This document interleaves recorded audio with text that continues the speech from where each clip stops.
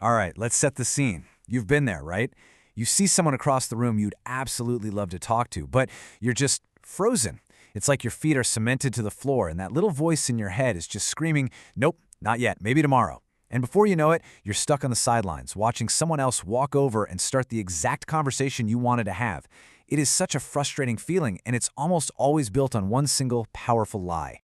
And this is the lie. It's the idea that some people are just built differently. That they were born with some special confidence gene that you missed out on. That being confident is just a personality trait. And hey, if you don't have it, tough luck. But what if I told you that's completely 100% wrong?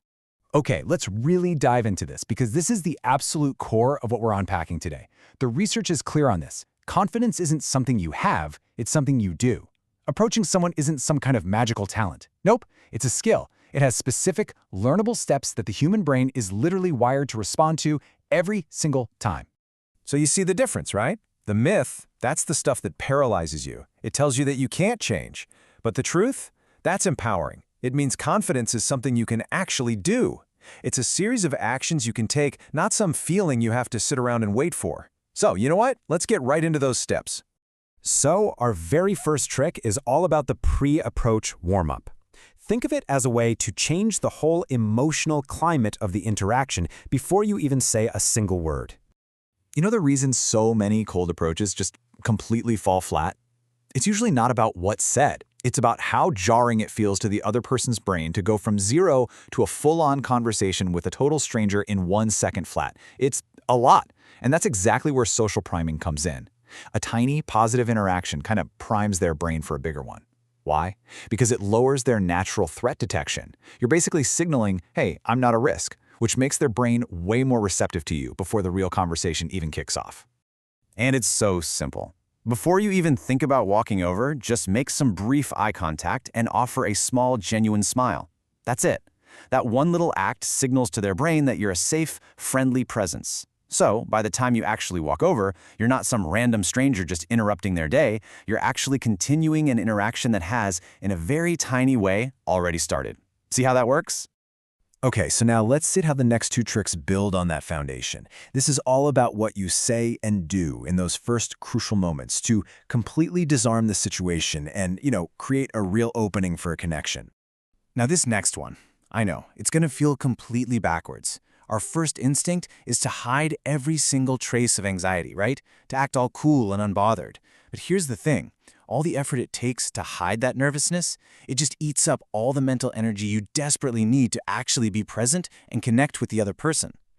And this is where the science comes in. There's a psychological principle called anxiety reappraisal. So, get this. Research from Harvard Business School found that when people were getting ready for a really stressful task, just saying, I am excited out loud, instead of, I am nervous, actually improved their performance. Acknowledging your nerves does the exact same thing. It externalizes the feeling. It takes its power away, reducing its physiological grip on you and putting you back in the driver's seat. So, using a line like this does something pretty remarkable. It's totally disarming. It makes you instantly human, instantly relatable. And maybe even more important, it makes the other person feel chosen, not targeted. And that feeling of being specifically picked out of a crowd, that is incredibly attractive. Okay, trick number 3. This one is all about shifting your focus. Forever, a lot of us approach people trying to be impressive. We want to show off. But the energy that comes with trying to impress someone, it feels tense, it feels performative, and it just puts all this pressure on the interaction that can totally kill the vibe before it even gets started. Look, the goal isn't to broadcast how great you are. It's to shift your entire mindset from, let me show you who I am, to, I genuinely want to find out who you are. People don't fall for impressive, they fall for interested. That's the key. And listen, the research totally backs this up. Study after study has consistently found that people who ask questions from a place of real, unhurried interest are rated as more attractive and more intelligent than people who just talk about themselves. Genuine curiosity, it's just magnetic. Okay, so we've covered the warm-up, we've covered the opening. Now let's get to our final trick for creating an almost instant sense of rapport. Plus, we're going to talk about the single most important mindset shift you need to make all of this actually work. This next technique is so simple, so underused, and yet it's incredibly effective. Once you learn their name, your only goal is to use it one time, naturally, somewhere in the conversation.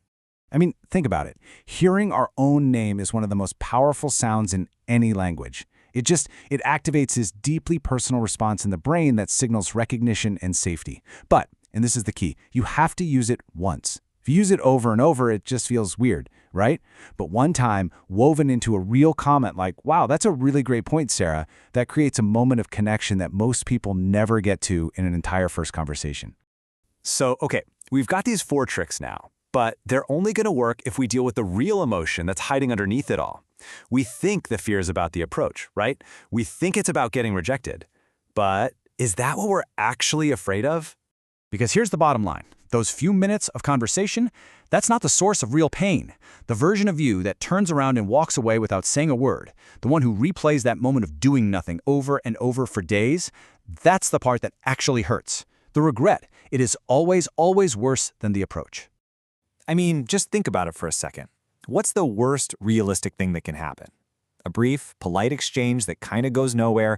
You'll forget about it in 5 minutes. But the best outcome could lead to one of the most meaningful connections of your entire life. It could literally change everything. And so that really leaves us with one final question to think about. This isn't really about overcoming fear. It's about deciding who is worth just a brief moment of bravery. So when you see that person, the question isn't, what if they say no? The real question is the possibility of knowing them worth the 30 seconds of discomfort it's going to take to find out?